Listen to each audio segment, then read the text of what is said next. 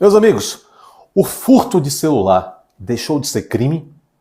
Nas últimas semanas, essa notícia ou essa afirmação ganhou aí o ambiente das redes sociais, principalmente do Instagram, do TikTok e tudo mais. As pessoas dizendo que o Supremo Tribunal Federal emitiu uma decisão, portanto, descriminalizando, tornando não mais crime a subtração de celulares. Na verdade, pessoal, essa informação não procede, é uma fake news.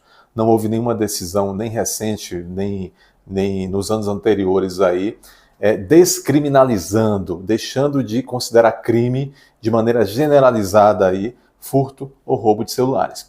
Na verdade, o pessoal está requentando e fazendo uma leitura aí equivocada de uma decisão emitida pelo mesmo Supremo Tribunal Federal no ano de 2017, analisando um habeas corpus, inclusive sob a relatoria de Ricardo Lewandowski.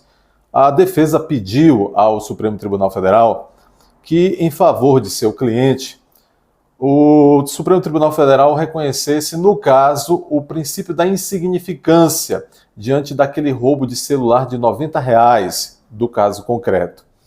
E que então trancasse a ação, que não valeria a pena o Supremo Tribunal, naquele caso, em casos parecidos, deixar mover todo o aparato da justiça para se processar o furto de um aparelho de R$90. E então pediu uma incidência, naquele caso, do chamado princípio da insignificância, e uma vez considerando que naquele caso merecia incidir o princípio da insignificância, a ação passaria então a não ser considerada a ação daquele caso concreto, e não para qualquer caso, passaria a não ser considerada crime. A ação penal, então, seria ali engavetada. Veja bem, então que reste claro, naquela decisão, naquele caso específico, não houve nenhuma descriminalização para todos os casos dali para frente de crime ou mesmo crime de furto ou roubo de celulares, tá certo?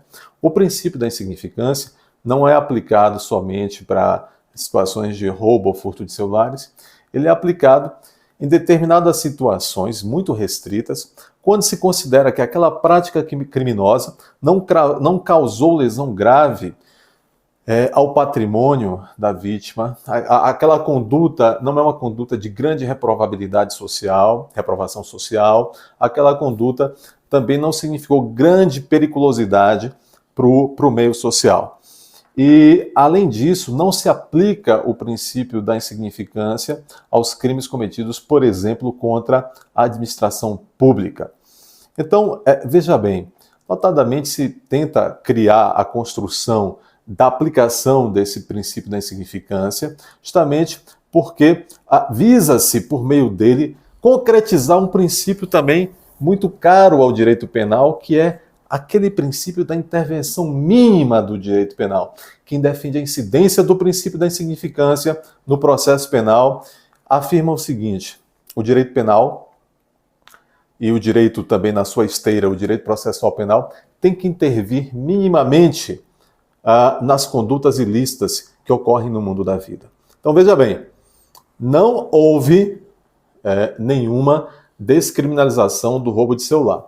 Também vale a pena dizer que jamais o princípio da insignificância é aplicado em benefício do réu quando a conduta, por exemplo, é cometida mediante ameaça ou mediante violência, tá bom? Então, essa foi a dica de hoje. Roubar celular e furtar continua sendo crime.